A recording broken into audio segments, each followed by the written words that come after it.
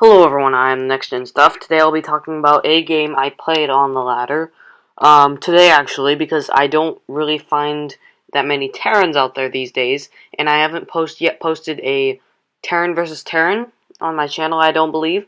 So I'm going to be speeding up the early game, just because. Uh, this game I'm gonna be going for some cheese, and it's not going to work. I'm going to show you how to follow up that cheese into a perfectly standard and regular game.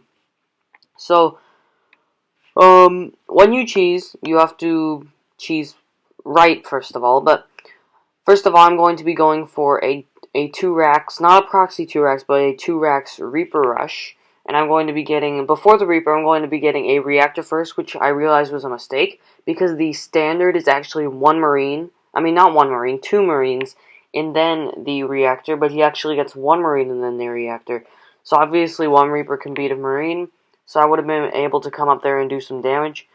But that's okay. I'm going to start my triple Reaper production right there. I'm getting supply blocked. My depot didn't finish in time. Kind of a mistake there, but I'm going to be also getting the double gas, and I'm going to be producing like at the end of this, I'm going to be producing 4 Reapers at a time. So I got cheese by this on the ladder a few days ago. It works really well if they don't get enough barracks in time and they go for a greedy opener like a CC first. If they go CC first, this build is pretty much guaranteed to kill, which is why you don't go CC first in Terran vs. Terran unless your micro is like legendary, like Flash or something. But I'm gonna be getting 4 Reapers, and he's gonna be throwing down his natural command center, and he has more like 2 barracks such as I do, so he's gonna be getting Marines as well. So I need to get some value out of these Reapers. I don't want to fall too behind because he's pretty prepared for this. So what I would do if you see this on the ladder is I would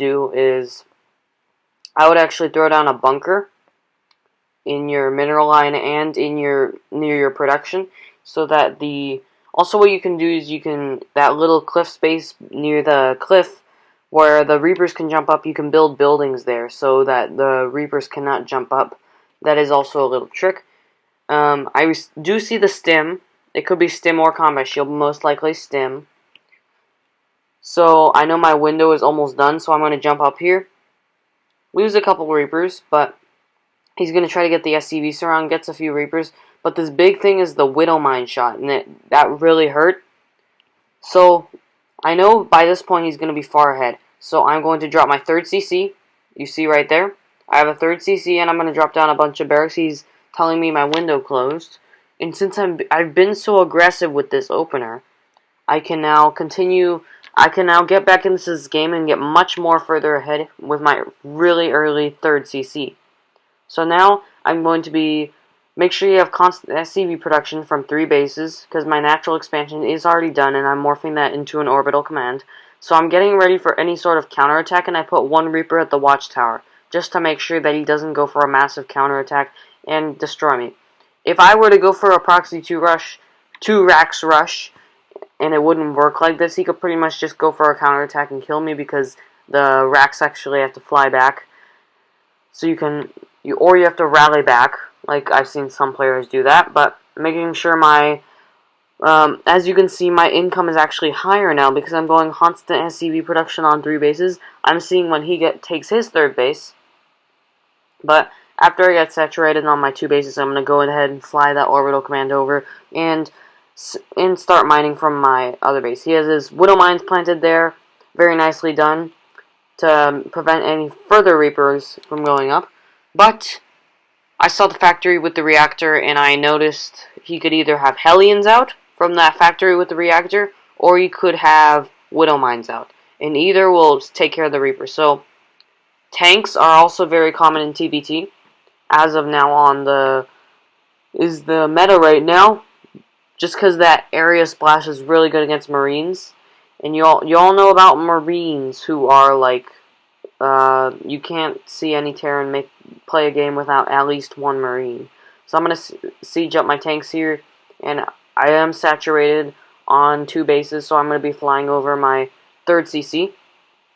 And I actually see him going for an attack here, trying to deny my 3rd CC. I have a pretty late 3rd command center that flies over to the base, just because my cheese didn't work. But I'm just making sure with my 3rd Reaper that my 3rd CC is not as late as his.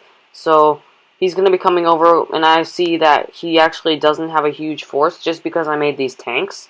And it is the somewhat mid to early game. So I'm going to be starting +2/+1 attack. And I should be starting my vehicle ship weapons as well. And he's almost finished with his 3rd CC, while I am already saturated on 2 bases, ready to fly that over. So the cool thing about TVT is you can sometimes take your 3rd base inside your base, and then keep your SCV production, and then you can actually turtle up with your tanks until you get a good amount of SCVs and force to push out from your natural and go into a 3rd CC. So he has 5 racks. He's not really producing from those very well. He's also searching for any hidden bases because he sees my force is actually decently large, but no, it's just my 3rd CC. So this is how powerful. This is why Zerg has to deny Terran from 3rd CC. That's why the goal of Zerg is to deny Terran from 3rd CC, especially when they play mech. But because this is how powerful Terran can get in a faster 3rd CC than a Zerg 4th base, or another Terran's 3rd base, or another Protoss' 3rd base. So he's actually going. My 3rd CC has already kicked in. My supply lead is starting. If you can see the upper right hand corner, and I'm getting combat shield. That's almost finished. I didn't get combat shield earlier because I knew I wouldn't really have any engagements like very soon, because he is currently scared of my army right now. I saw him go over and he also scanned my army. Now my Reaper saw that he has a 3rd base now, and now that my Reaper saw that he's a 3rd base, these leftover Reapers are just for scouting and taking the watchtowers pretty much. So I'm just going to be taking a triple drop with 3 packs of Marines. And I actually make a mistake here, little medevac sitting over. Actually quadruple drop, I think. And I actually make a mistake here. He actually plants 2 Widow Mines here, and I should have scanned. I scanned his missile turrets, and I didn't see any Widow Mines. But then he had Widow Mines, so that those are gonna blow up pretty much all my medevacs, and I'm only gonna get I am gonna get 5 worker kills, and I do have a army supply lead. So I guess that I have that going for me, but. Also, note that his +2/+2 has not yet started, nor has his +1 vehicle weapons, so that is going to be a lead for me. In Terran versus Terran, you always want to know the positioning of their army. That is the most important thing in Terran versus Terran, besides defending from any counterattack, counter drops. And I'm just going to charge in here. I'm going to leave my rally back at home just because counterattacks are deadly in Terran versus Terran, or counter drops. Spreading out some of my siege tanks, 2 of them are bunched up, but not really worried about that. As long as they siege on time, my Marines will take care of the rest. And I do click on his Marines and notice they are only 1-1, so I do have an upgrade lead.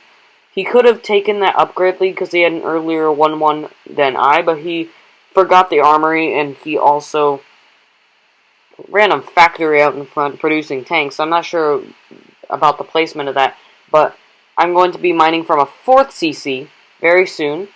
Tanks siege late, and I'm going to be able to punish this. Just now he starts 2-2, but that doesn't matter right now. My +2 and +3 attack, my +3 attack and +2 armor is just about to finish, and when that happens, all my rallied units across the map are about to push into his base. I know he won't be going for any counter drop because I left a small group of units at home, so that will be immediately shut down, and I am very greedy. All 4 of my bases are orbital commands. So basically, he can't mine from his 3rd CC. So basically, this is GG. I'm using a medevac. You can do this with a Viking to see vision onto the high ground for siege tanks to fire at. So that's a little trick you can use. He's actually getting a little pissed off that I'm working on his production over here, and he's trying to come up here. But I have the high ground, and tank siege late. I just charge him with my Marines, and you take them out. So now he's on 3 bases with his natural expansion and his 4th base. I say GG because there's really no point in him staying in this game. Look at his supply. I mean, I have the upgrade advantage, the army advantage, and there's pretty much nothing he can do. And I'm on 4 orbital commands, so a cloaked banshee wouldn't do anything. I'm going to siege up inside his main base and take out all his production. The production is like the most important thing from a Terran player. If you kill like all their barracks or all their factories, then they can't produce anything. It doesn't matter how much bases they have. So as a Terran player, you need to protect your production. So I'm just going to be dropping there.